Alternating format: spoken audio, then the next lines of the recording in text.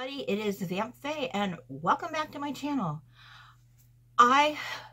First of all, want to say thank you to everybody that has subscribed. I am absolutely positively blown away by how well the first two Kuckian videos have done, and I'm at an absolute loss here. I've read all of you guys' comments. You've all been so nice, and I've got a couple of things I need to go over and clear up, and I've got some thank yous and some questions that I'm going to answer that were in your comments, and I've got notes so I don't miss anything, but just bear with me, guys. I'm just absolutely blown away. The fact that we made it over to 100 subs in a day and a half has been, oh my god. Maybe we could do 500 by Christmas? I'm thinking out of the box here, but maybe, please? If not, no, I get it. It's okay. So anyway, first of all, video number one. I want to apologize for the music problems. I'm new to this, as you can tell. I've suck at editing, and my editing program didn't do well with the music. So I did fix it. I left the first one up because I didn't want to take away from it. But I promise I'm not going to use music for a while until I figure out a better editing program. I take a drink. Okay, second of all, I got some points to correct from my second video. I meant China when I said Japan. I was in the throes of the flu. I could barely see straight. Damn lucky I even got that video up.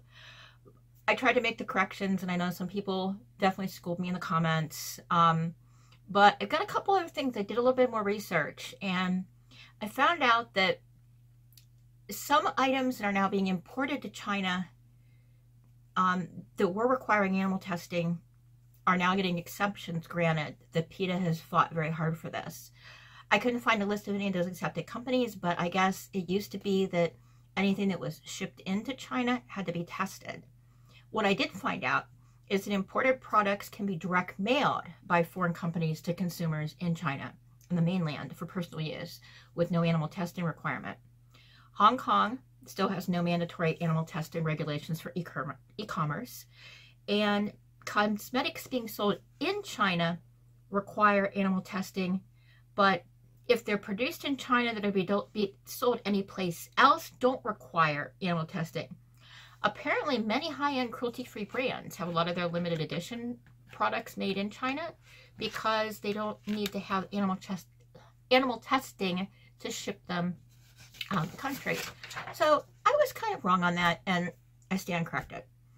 All right, some of the questions you guys asked. First of all, the loose pigments that I mentioned.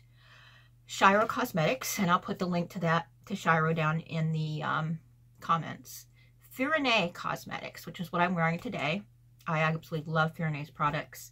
They have a pretty long lead time. My understanding, unless they've grown, was just that they had one chemist that was making everything, but he actually has a real chemistry degree.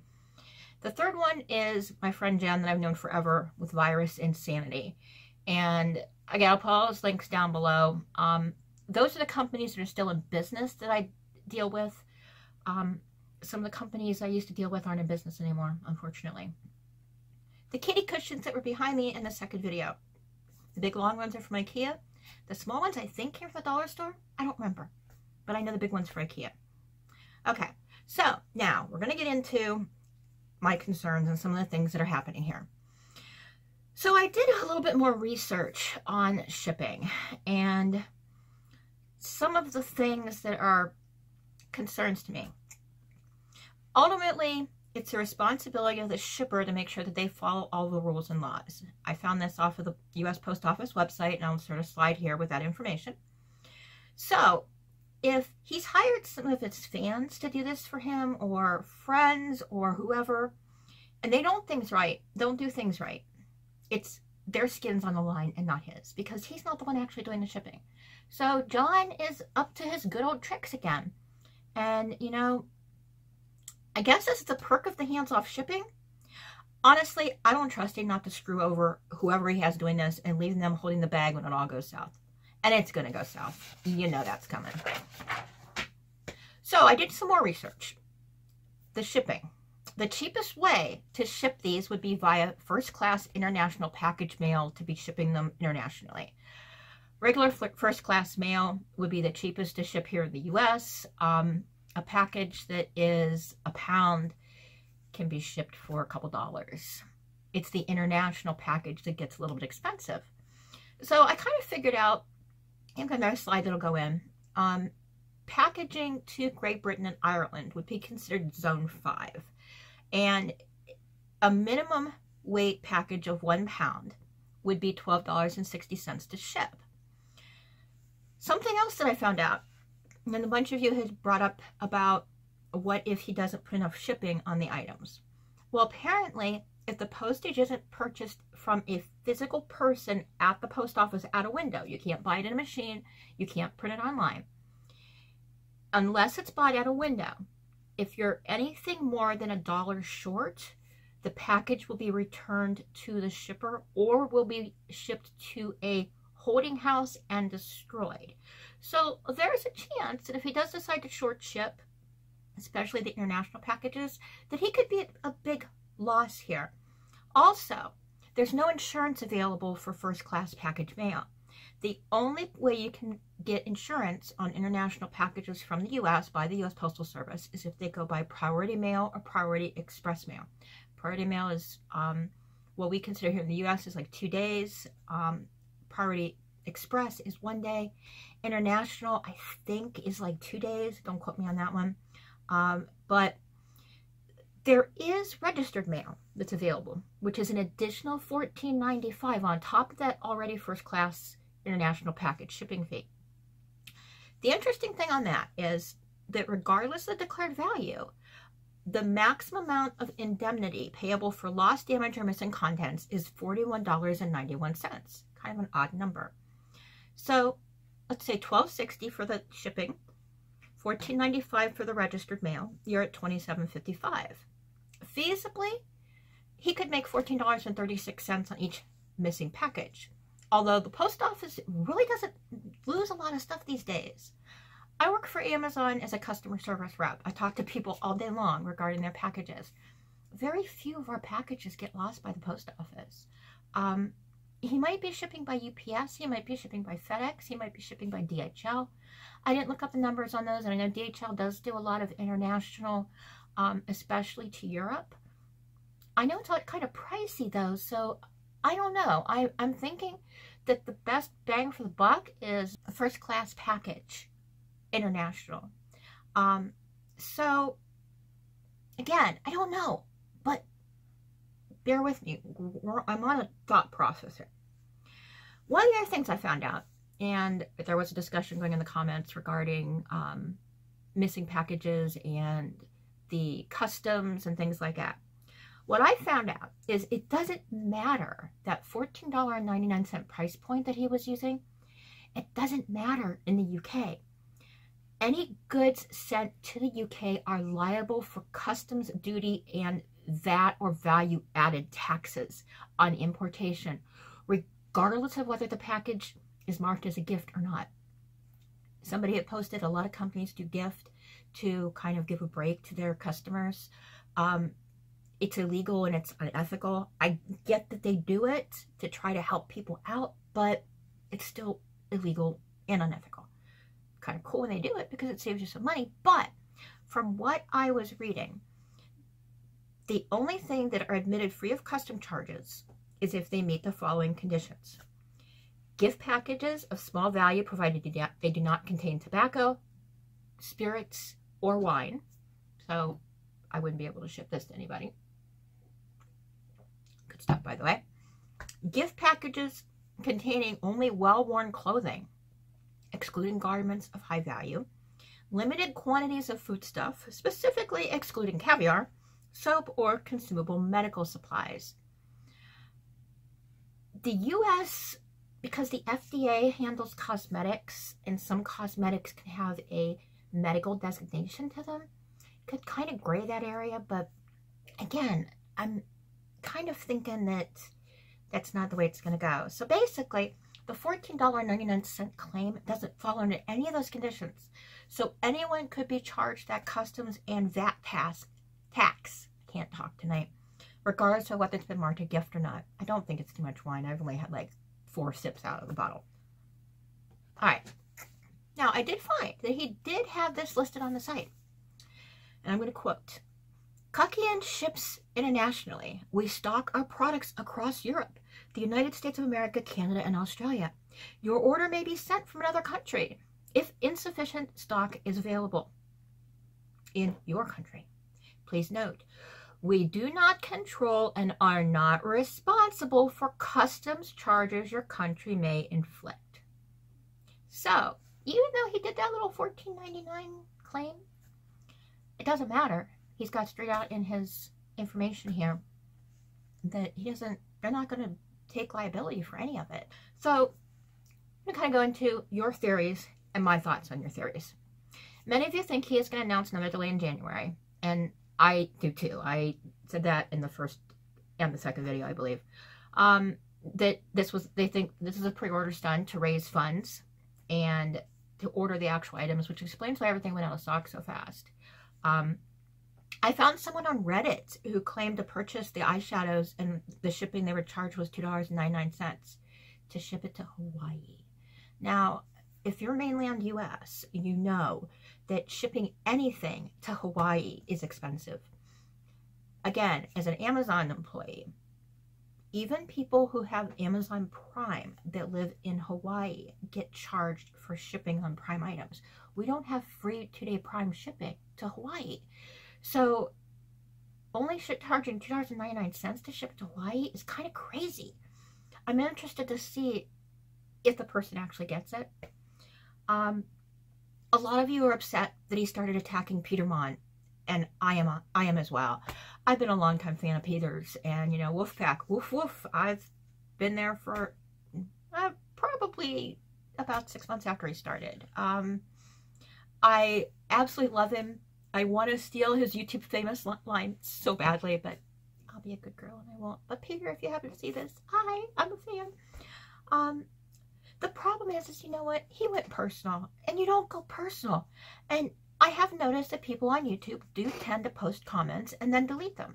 Especially if you've responded to something, then they respond to you, you get the notification of the comment, and then the comment's nowhere to be found because they deleted it. But they just wanted to get that zinger in there. I don't care how pissed off you are at someone, you don't go after their family. You don't go after, it's like going after someone's mom. You just don't do it. It's inexcusable to me. It's unacceptable. You just don't go there. I'm at a loss on that one. And if you guys are seeing this, I went to Ulta tonight and was testing liquid lipsticks by Urban Decay. And bought some. I love them. Rock steady. Love it. Okay, so next. Ugh, tell you what. Part of me doing the notes is because I'm still sick. I'm just trying to make sure I hit everything. But, again, and here's another theory of you guys, that allegedly he used the name Dirty Money as a bait for drama to get attention to the brand because people were talking about it, claiming he didn't know Jeffree Star had a color of that. BS. Sorry, don't believe it. I think it was done as an intentional drama producing issue. Could he possibly claim lost parcels in the UK to make money? In theory, yeah, I think he could. But again, I have a hard time thinking that somebody could successfully scam the United States Post Office and not get in trouble for it. But again, it wouldn't be him because he's got this farmed out to other people. I still smell a scam here. You know, Kuckian Foundation? I think he's just creating one big circle jerk. He's recruiting volunteers to be editors, designers, legal people, also known as free labor. And, you know, there's no mention of any compensation and everything's volunteer-based. But if you complete the 3-month term for each position, you get a letter of reference from the editor-in-chief. And guess who the editor-in-chief is going to be? John Kuckian. So basically, you got to kiss his butt for 3 months to get a letter of recommendation that's not going to mean anything to anybody. There's also some rumors going around that, you know, he ran a charity fraud in university, which was one of the reasons he was kicked out. We all know about the Amorisi ringtone scandal, and that there's no proof that he actually, you know, gave anything to charity about that. So again, he's good at running scams. I think this is a big old scam. One of the rumors that's floating around out there is the person who did the voiceovers, you know, the SpongeBob voice dude, was hired from Fiverr. If you don't know what Fiverr is, it's a website where you can have people do simple tasks for you and pay them $5 to do it. He could have paid $5 per each one of the colors for somebody to do the voiceover. It would be cheap, it would be easy, it would be affordable, it would be quick. No one is reporting they've gotten refunds. The only thing I've been seeing and hearing are people being blocked on Twitter and being blocked on other social media when asking about refunds, especially parents who are upset because he's blocked their children who they paid to buy the money for, or buy the makeup for. So, you know, those are the notes, and I'm going to kind of give a little bit of a wrap up on this. I don't want my channel to be completely based on John Kuckian drama. I really don't want to be a drama channel at all, but some of it's just a little too juicy that I just may every once in a while throw something out there. But I really think that he's scamming, and he knows what he's doing. He's done it long enough. He's done it enough that he's been able to rip people off. And where did the money come from to make this big investment? Other than doing pre-sales and not having the stock available, which I think is a very legit part of this. I think a lot of this was pre-order, so he could make the orders from China, from factories that he's going to repackage, and or he's going to have it shipped to the US directly, have somebody else repackage it for him, and then they're going to ship it, and they're going to take the fall for everything that goes wrong. That's my personal take on this. I probably will do one more video on this. There's a couple other things I want to address. I also do have a video that I'm working on. Because I've been sick, I haven't really been able to get the editing done on it. But I have one that's talking about if you want to start making cosmetics as a home-based business here in the US, what you have to go through for the FDA to be able to do so. But yeah, I mean, that's pretty much my take on it. I know that the Josh is getting ready to do one, and it should be pretty interesting. So I'm interested to see what his point of view is. If you guys don't watch the Josh show, you need to. Josh is an amazing guy. I've had some really awesome conversations one-on-one with him, and he's an absolute sweetheart. So I can't wait for that one to drop. But yeah, you know, again, you guys, thank you for all the subs. I'm just blown away by this. I uploaded my first video to YouTube in October of 2016, and I didn't really start committing to making videos on a regular basis until a couple months ago. And I just cannot believe how fast this has blown up, and I thank you guys from the bottom of my heart. If you haven't taken a chance to go look at my one video, I'm running a contest that'll end on December 4th. I'm giving away a $25 Amazon gift card. It'll be in the currency of the country that you live in, for helping me come up with a name for planning to do like a commentary type show that I want something based off of like kitty cats, they cutesy names, something catchy that nobody else is using, original, just something really cool. I'm not that creative. You guys are, and I'm asking you guys, please go enter that. You have to be subbed to me, and you just got to leave a comment with the idea. At this point, there's only 5 comments on that video. There's 25 bucks at stake there, you guys. I'm an Amazon employee. I'm good for it, I promise. So anyway, one of these days I'll do a video about my job at Amazon and how cool it is. But thank you again, you guys. I'm so grateful, so completely blown away, and I can't say thank you enough. So have a great night, you guys. I'll try to get another video up here in a couple days. Still trying to get over whatever this crud is I have. But again, I thank you guys for your support. If you haven't subscribed yet, please subscribe. Become part of the Vamp family. And we'll see what kind of adventures we get into together. I'm going to be doing some makeup stuff here pretty soon. I went to Ulta tonight. Maybe do an Ulta haul video here in the next couple days. We shall see. But anyway, have a great one, you guys. Bye!